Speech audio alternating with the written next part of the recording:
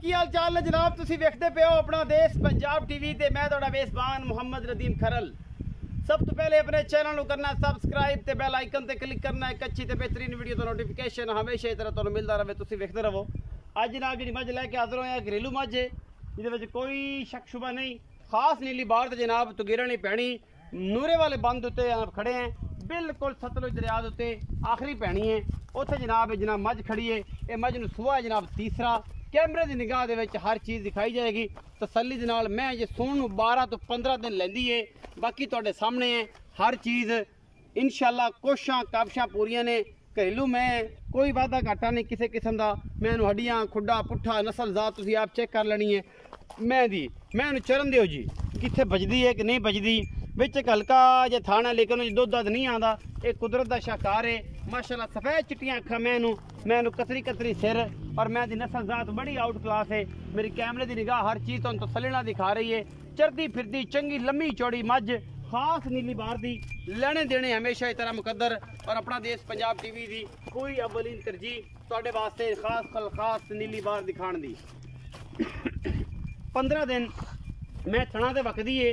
बाकी जनाब तुहाडे सामने अल्लाह के फजल नाल चंगी है माड़ी है बहुत चंगी है। बहुत सुथरी नस्ल जातों बड़ी चंगी है।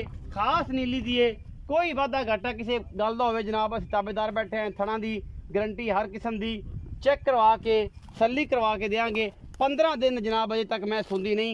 थणा तो वकदी है इस करके जनाब थण लंबे नज़र आते हैं। बाकी माशाल्लाह थण तो मैनू उंज मुठदा है। चिट्टियां सफेद अखा ने और माशाल्लाह कतरी कतरी मैनू सिरे।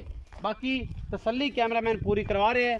मैं दी तुसीं आप वेख लो और इंशाअल्लाह असीं भी विखाण की पूरी कोशिश कर रहे हैं तुहानू कि किसी कमी कताई ना रहे। बाकी जनाब मालिक नूं सदने हैं उहदे नाल गल्लां करने हैं। मैं चरदी फिरदी है। आओ जी बुजुर्गो।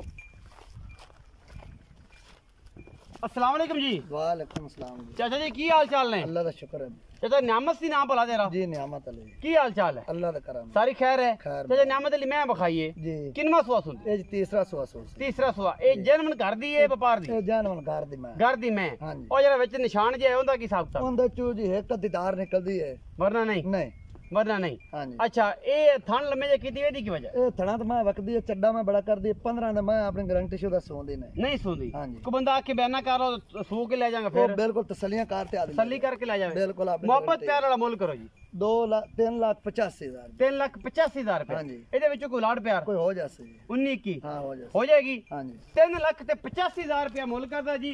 चाचा नियामत 19 की कहंदा करांगे और जनाब 15 के दिन सूण चो लैंदी है। खास नीली दी मैं और थणा ते वखदी ओदी वजह थण थोड़ा लम्मा नजर आंदा है। सियाणे बंदे जानते ने इस चीज़ नूं कि जनाब वाकई ये गल है या नहीं है। अपना बहुत सारा ख्याल रखिया जे। मिलांगे अच्छी और बेहतरीन वीडियो दे नाल। अल्लाह ने